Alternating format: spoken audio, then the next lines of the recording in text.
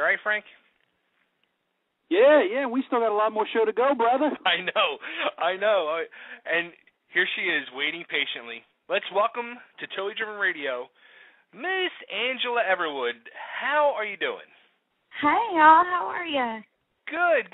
I'm so sorry for keeping you waiting. Oh, it's okay. I have a lot to talk about. you know, we said sometimes we don't know. We think some of these interviews may go 15 minutes, may go 5-10 minutes. Some people just want to come on and they want to get off. And then when you have somebody who just wants to tell you everything, we are not one to throw you off the air. Of course not. So this is your turn to tell us everything. Tell us about yourself. Goodness. So, I hope you have more questions. We got questions.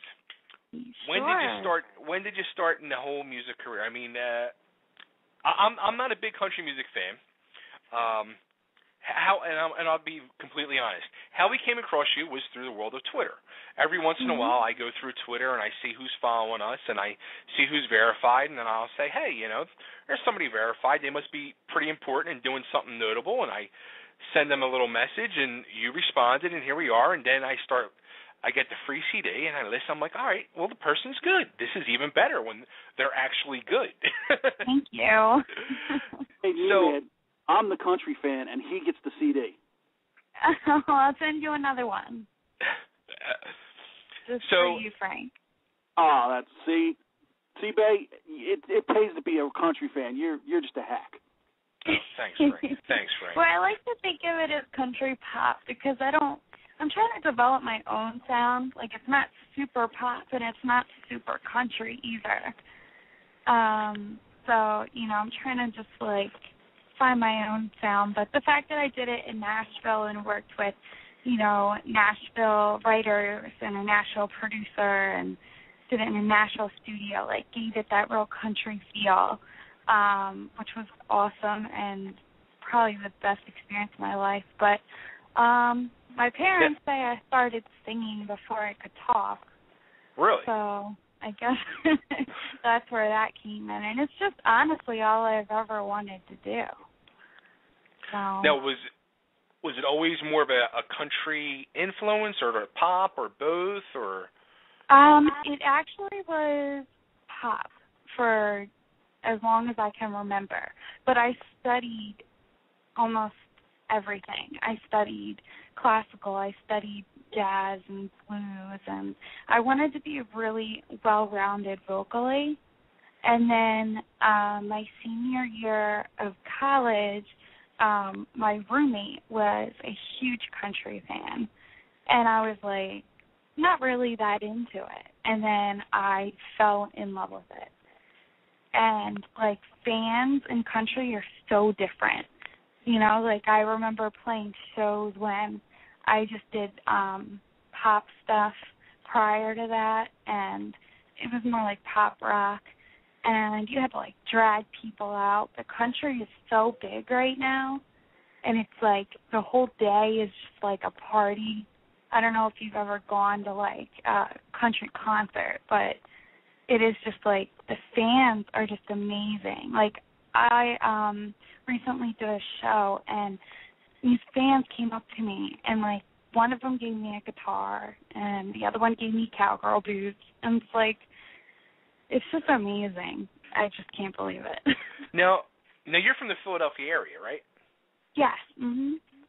So, now, is there a lot of country clubs to play in? What type of places do you get to play in? In Philly, no. And when I had management and PR and all of that, which I am searching for new management and PR, so no, that was not my publicist calling me.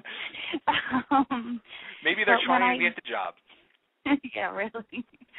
But when I had that, I kept getting booked downtown in Philly, and it was they weren't hearing me, and I'm there's no country clubs down here. So I was on bills with all these R&B acts. And it was just embarrassing, because it's just not the same thing at all. Yeah. So you know. No, that's so weird because, like, the country station here in Philly, WXTU, Mm-hmm. I mean, they have such a huge following, and I mean, they do their yearly free concert for their fans, and when they do like ticket giveaways, and whenever they do them ticket giveaways, like my favorite restaurant is Hooters, and I have a Hooters near my house, and one day I walked in there, and they were doing a ticket giveaway, and there was like 1,000 people in there, and I was like, what is going on here? And all the waitresses that know me, they just looked at me, they're like, WXTU giveaway. I'm like, oh, okay. Yeah. Like, and as soon as they gave them tickets away, like everybody left. It was just yeah. Oh, I know. It's the same. And they, I actually had the honor to play at that anniversary show last year. Oh, okay. I mean, they do a contest every year, and if you make it to the finals, you get to play at the event. So I got to play, which is really, really cool. And that's awesome. They've been like really, really good to me. I keep trying to get them to play my song on the radio. That hasn't happened yet, but pretty much, like, you know, today I got an email that they had passed along my name, and this is the second time it's happened for a gig. So it's like, you know, just really important to make connections. And, you know, doing R&B bills, I wasn't making any connections for myself with country. So I don't know if you know this, but all the country concerts are in Camden. Like the anniversary show held in Camden, and every country artist that comes to Philly goes to Camden at Susquehanna Bank Center. So that's kind of like the crappy part, because, I don't know, don't really feel Camden. But, you know, like the suburban area, because I'm outside of Philadelphia, there's a lot of stuff in the suburbs. Like once you get up to like farm country, that's good. And we're booking like a fall tour now. Okay. So we're going to do more stuff in Delaware, and Jersey has a ton of country. Like even just right over the bridge to like Hamilton and Trenton, there's a ton of country acts. And one of my favorite places to play is Prospectors. It's in Mount Laurel. And then we're probably going to hit like Maryland and Virginia too. Awesome. So, yeah, it's going to take some traveling, but it's worth it. So. I mean, that's how you have to do it nowadays. That's the best way to, beside the internet and hoping to get lucky with some YouTube hit or something, is traveling around, you know, packing up in a van and just going to little towns and spreading the word about your music. And it's just amazing. Like, Philly is so weird musically. It is. It really is. For being a major market, like... I know, I don't get it. It's weird. I don't either. I mean, between either country or rock and roll or pop music, like, their club scene is so weird for original music, and there's, like, no fan support for it either, which is even weirder. There's not. I mean, for every show that I've done in Philly, no matter how important the venue, everything is based on these ticket sales. Yeah. And it's just, like, terrible, because then it's like, okay, let me go find my friends and sell my tickets, because if not, no one will be there. You know, it's just really weird. You know, it is. Even with there's not one place in Philly that I would want to go down to like an open mic night and, you know, do my original stuff, because I feel like it wouldn't be appreciated. I'd rather go into the suburbs where, you know, just things for random people. Now there's like does WXTU do like a local thing for local artists, like a local show? They have like a live and local thing. I don't know if they still do it, but they, you know, will play some artists and things like that. So I'm trying to get on that. And then what they sent me today was really cool. It's not definite, but I'm pretty sure in September, the third week of September, I'll be playing at a rodeo. Oh, wow. That they're somehow connected to, and it's in Plymouth Meeting, and they offered for me to sing the national anthem as well. Oh, cool. So, yeah. The Shriners Rodeo. Yeah. That is actually a big deal, the Shriners Rodeo. Yeah, they said they had 2,000 people last year. Yeah, that actually draws a great crowd, and the people are really into it. And I'll be honest, that is a great place to get a little showcase going, because they are country music fans that go there. I've been to a couple of the Shriners Rodeos, and they are a great time. Now, how's it feel singing possibly the hardest song in the world to sing? Because they say the national anthem. That's it. That is the hardest song to sing. Yeah, they say that, and actually, that song has brought me a lot of luck somehow. Going back to when I was in college, I went to Temple, and they would audition, everyone to sing it, and I got chosen to play a lot of games. And then so I started doing like college basketball games, singing the national anthem. And then my friend had recorded it one time, and the woman standing in front of me, I guess she was the coach of the other team, she was actually crying when I sang. Wow. And it was like the best feeling in the world. Like I brought her to tears. So I'm not scared of that song at all. And then from there, I got to start doing it for the Scranton Wilkes-Barre Yankees, and that was amazing too. So that'll be pretty cool. And they told me that they will put the Bulls away.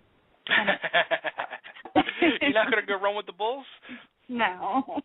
I would love to definitely try bull riding, but I think I'd be terrible at it.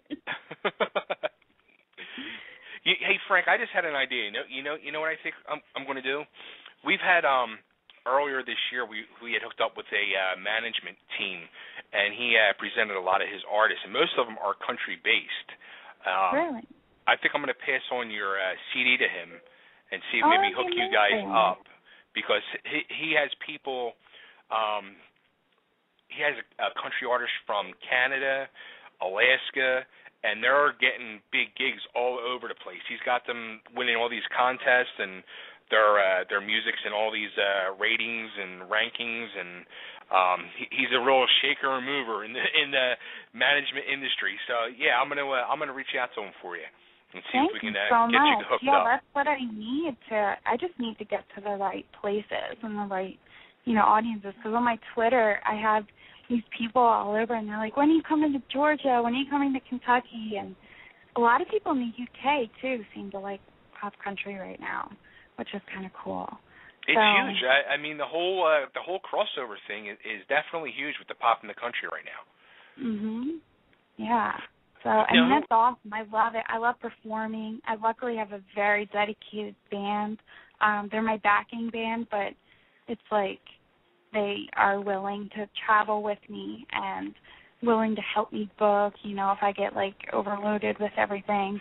Because, like, I'm writing the new album now pretty much by myself. I'm not going to go back to Nashville and do it. I'm going to do it up here so that I can tour at the same time. So. Well, I'll tell you, we pride ourselves on, with putting out new young artists. And one good thing that I could say that we've had a very lucky streak with, everyone who's appeared on the show, usually within a month, always has a big announcement. So I'm expecting you to keep up that streak. Oh, I hope so. As a matter of fact, hey, Frank, not to cut you off, Angela, but did you hear last week our buddies from Sullivan and Son, they were in the top 10 on TV for cable last week? Yes, I did. See that? We had a country music singer on earlier in the year, Amy Rose, and she just seemed to blow up. We're not taking credit for it, but it just seems that we have a little lucky streak going with a lot of our artists. I hope that passes on to me. That'd be awesome. You know what? I've been a country music fan since I was a little guy. My mother used to play it and drive me crazy. And then I used to drive to work with a guy who wouldn't let me put anything else on the radio. And the more I heard it, I was like, yeah, this ain't too bad. And then, yeah, I like this. Then the next thing you know, I'm just going down the road singing George Strait. And I said, I listened to your songs, and, you know, I enjoyed them. They had a great feel to them. I thought your YouTube video was great. Thank you. Very well done. That was directed and done by Brian Kyle Atkins, and he's from Philadelphia, and he works with like Common and you know, a bunch of like A-listers, and goes around and films their like tour footage for the DVDs they put out. Like works with Kevin Hart and stuff like that, and he is so down to earth. And the reason we chose Burnout Bright was because that song tells such a good story that most breakup songs don't tell. Like, I had a theme for the whole album, which I'll get into, but with Burnout Bright, the whole message of the song is that this girl is okay that they aren't together, which is so rare in a breakup song, you know. And so he helped me put that whole thing to life with that video. So that was awesome. It was like 3 or 4 days it took to shoot, and each day was about 16 to 18 hours long. Wow. I know. And we're actually planning the next video, which is going to be Thinking of You. You didn't pick my song? We'll do one for that, too. Don't worry. I want to, like, be like Taylor Swift in the sense where I have a video for every single song. So that's the way to do it. I mean, yeah. I was saying a few weeks ago, like, I really think that is a big reason today why a lot of music isn't as big, because you don't have that whole MTV factor with the videos. I mean, yeah, you get it on YouTube, but you have to get lucky and hope somebody sees it and then passes it on and then passes it on and passes it on, where if you don't have it on TV, where somebody sees it on TV, you have a lot bigger chance of it blowing up. I know, and it's so sad because, like, you know, when I was growing up and I told everyone, I'm going to be a pop star, and they're like, yeah, right, you know, like, okay. Like, I don't think anybody took me seriously. But at the same time, there were so many easier ways to make it, but now with the Internet, it's, like, harder and easier at the same time. So it's like weird. It's like this it's a double-edged sword. It's a total double-edged sword. It's easier to get your music out there, but then again, because it's easier to get your music out there, you're also out there with 1,000 other people, right. You know? And then album sales, you're like, done. Like, forget it, you know? And then there's no MTV, really, except for reality TV. Well, we've talked about that on the show in the past, that the music industry, as far as albums and album sales, shot itself in the foot years ago when they were just overpricing themselves and, you know, and then just making enemies of their fans in so many ways. So it's really hard for singers, I think, now to you know, you guys are fighting an uphill battle where, you know, someone like you who has the talent, has the drive, you know, you're trying to fight that uphill battle and get out there, and it's actually like you're fighting against, you know, the music industry, and they don't, and I still don't think the music industry gets it. No, I don't think they do, and merging so many different labels together is just, like, beyond me. I know it's, you know, for economical reasons and everything that happened, and, you know, they blame it on Napster and everything and all that, but, I mean, you have to have those separate labels. You have to. You know, it's weird. I think I heard it this morning on Howard Stern, actually, with I guess they had Robin Thicke on earlier in the week, and it was on a replay, and they were saying they make more money off of ringtones than they do actual music sales. So if they sold like a CD or a download on iTunes, they actually make more money off of a ringtone sale than they would off of iTunes or a CD sale. I believe it. It's crazy. It's absolutely crazy. But you know what? You get that one song, and it takes off on iTunes, and that's all you need. You know, even if it takes off on YouTube now, once you start getting so many hits, you know, then people, you know, you start making some money off of it.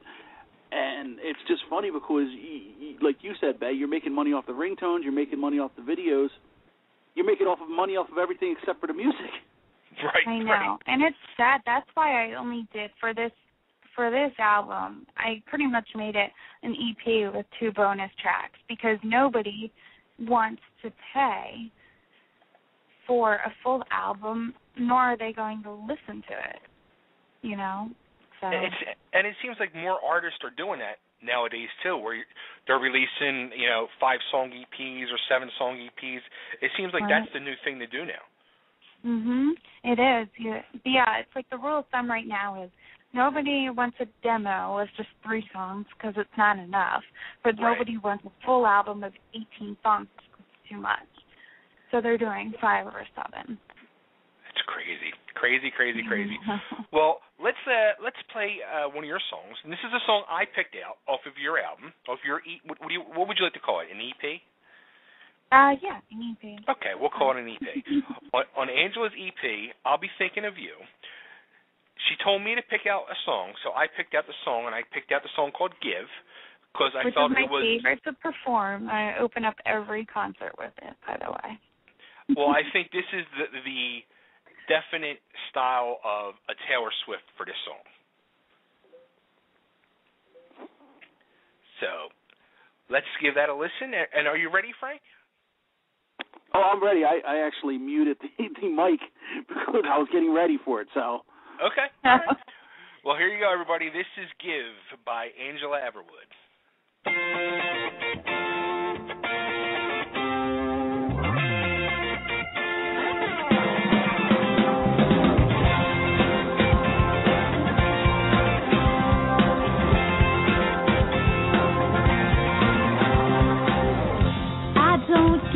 Why people walk around unhappy. I don't get why life's not always fair. I don't get why money has to make a difference. But I don't really care. 'Cause I know when my life is over, it's gonna matter how I live. I won't be measured by the things I've got.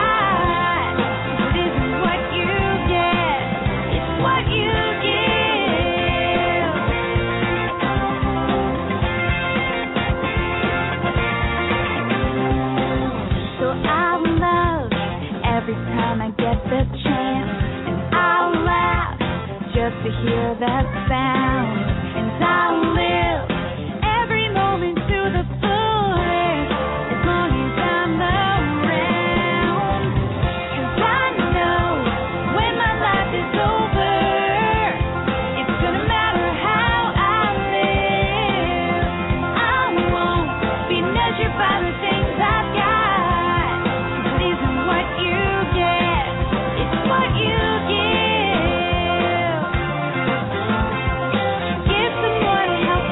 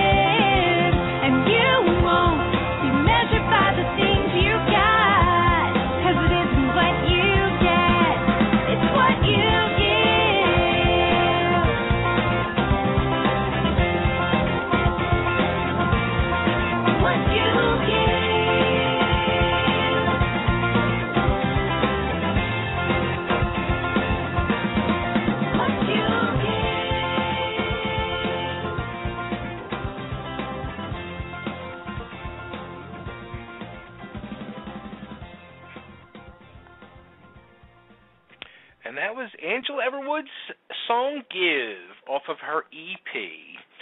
Where can they get the EP at? Well, right now I'm in the process of setting up an online store where you can order my merchandise and the physical CD that I ordered, but you can get it on iTunes and Amazon. Amazon sells everything. I know, they really do. Is it downloads on Amazon or the actual CD? Or both? Well, I think it's just the download. I think it's the Amazon MP3 store. But once, yeah, because there's a barcode on the back of the disc. Gotcha. So I'm going to set up the online merch store. So actually, cool. for that song "Give," we printed out T-shirts, and it says "Give" on it in Angela Everwood, and then it's just a peace sign. You know, very nice. Kind of very nice. Symbolize the positivity in it. So. Again, with positivity, it's a beautiful thing. It's a night of positivity It between is. you and Corey. That's beautiful. That's good stuff. It is. Yeah. Now you you said know you what? recorded this That in is- so Nashville. it's great to hear because I'm tired of people being miserable with their music. Music was never meant to be miserable. No, and there's a lot of depressing artists out there. That's kind of why I think I get like bummed out when I hear some of them Taylor Swift songs, because she's always complaining about something. And it's like, be happy. You're a millionaire. People like you. You're doing good. Do a happy song. Yeah, I don't get it. I think like my goal too. I mean, I love the way she tells stories and everything, and but I just wanted it to be more positive, more mature, more like a Carrie Underwood kind of thing. I don't know if you've heard her single that's out now, "See You Again." It just seems like a lot of her songs have that, positive turnaround thing, And I wanted this song to just be more about like loving life and falling in love and, uplifting your own spirit, other people's spirits, not get caught up in materialistic things, because at the end of the day, they don't matter, And also I think it came from my passion for charity. I have never turned down an unpaid show if it was for charity, ever. And one day I want to start my own nonprofit organization. It's about dedicating the gift of music to people. Music affects people in so many different ways. It can really, really like change your mood. And it's amazing. And like as an artist, I mean, I get, frustrated where there's musicians that don't want to do a charity gig because it doesn't pay. And it's like, it's not about the money, Yeah, it's amazing, and like, how much money are you going to make? Is it really going to change the world? The money that you'd be making off of the one show, like, why not donate it to charity and people that need it more? Mhm. And that's what I love about like the last chorus in the song "Give" is the word to switch from "I know" to "you know." So hopefully by that point, if the listener is actually listening to the word, it's kind of a wake up call. Like, you have to get this too. It's not just how I feel, Well, that's the truth. A lot of people need wake-up calls. So yeah, that's true. They need to be positive, like us. It's nothing but positivity on this show, and you got to love that. we're going to change it to Totally Positive Radio. There you go. There you go. That's good. I give you props though.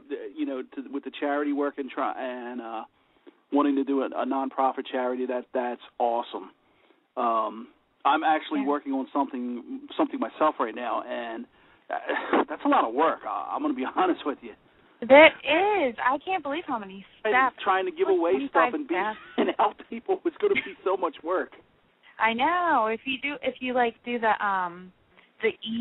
ehow.com, and it's like how to start a nonprofit organization, there's like 25 steps, and like more than half of them are legal documentation you have to do. It's crazy. Now, with this EP, you said you recorded it in Nashville. How'd that all happen?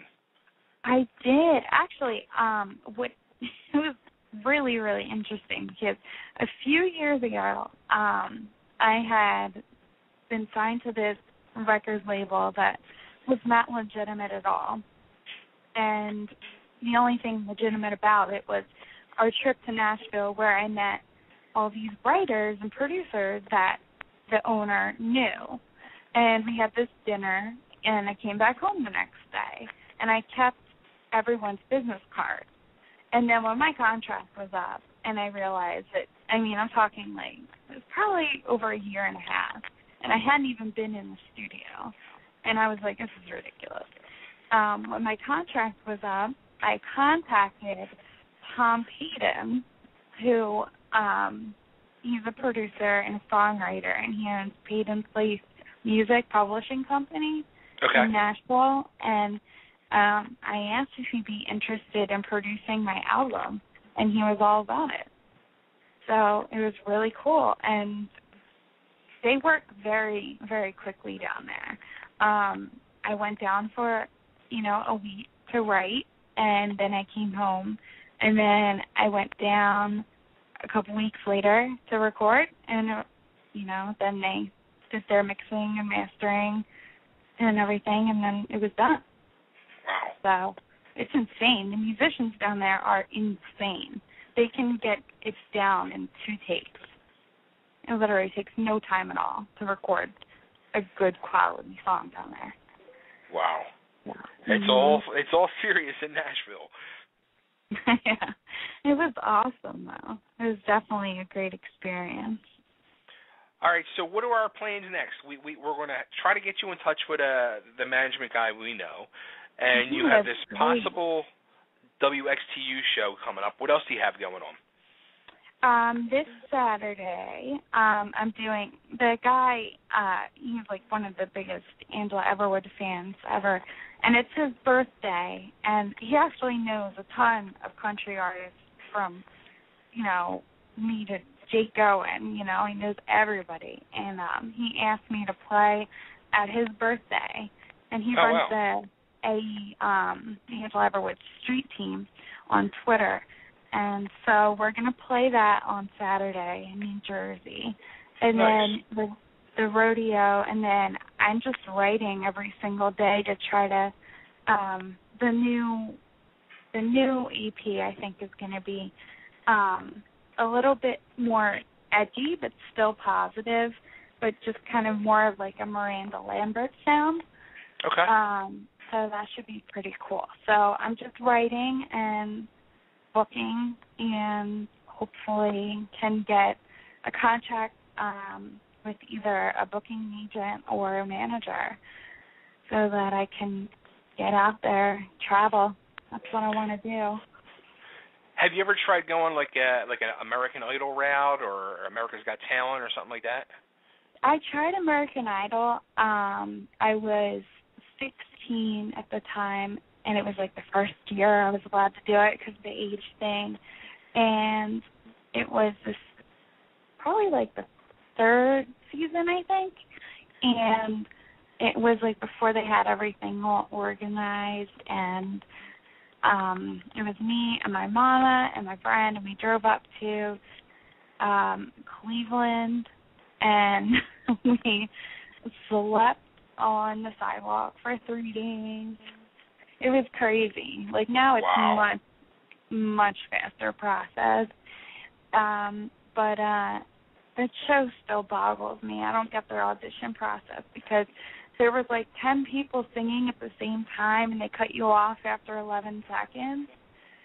And so I was like so mad, and like my mom's like, "You want to go see the Rock and Roll Hall of Fame?" I'm like, "No, I want to go home."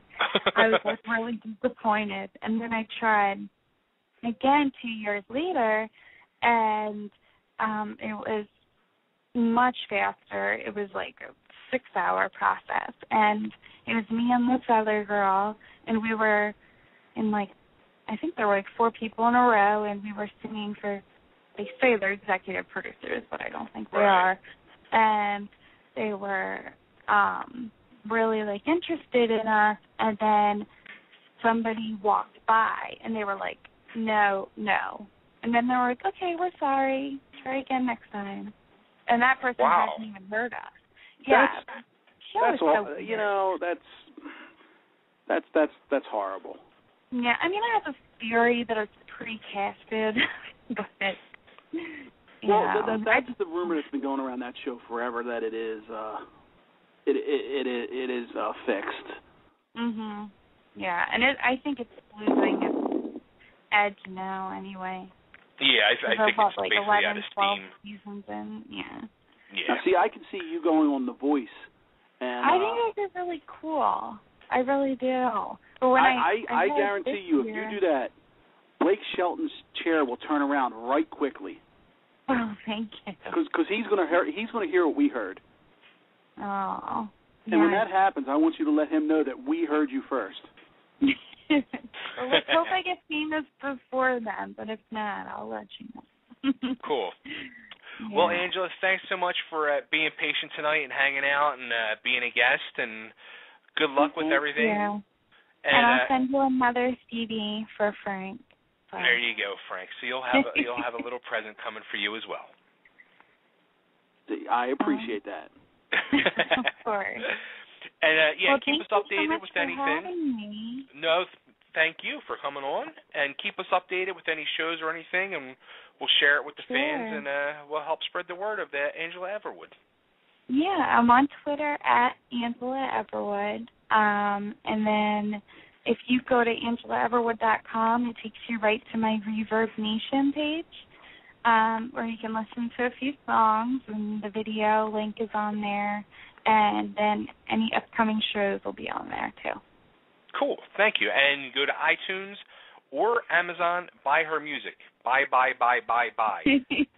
And go on YouTube and check out her videos. She has her YouTube channel. She's got it all going on.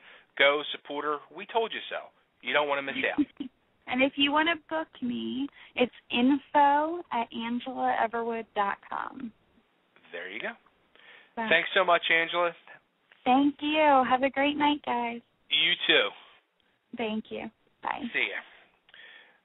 All right, Frank, we're down to the 2-minute mark. We've had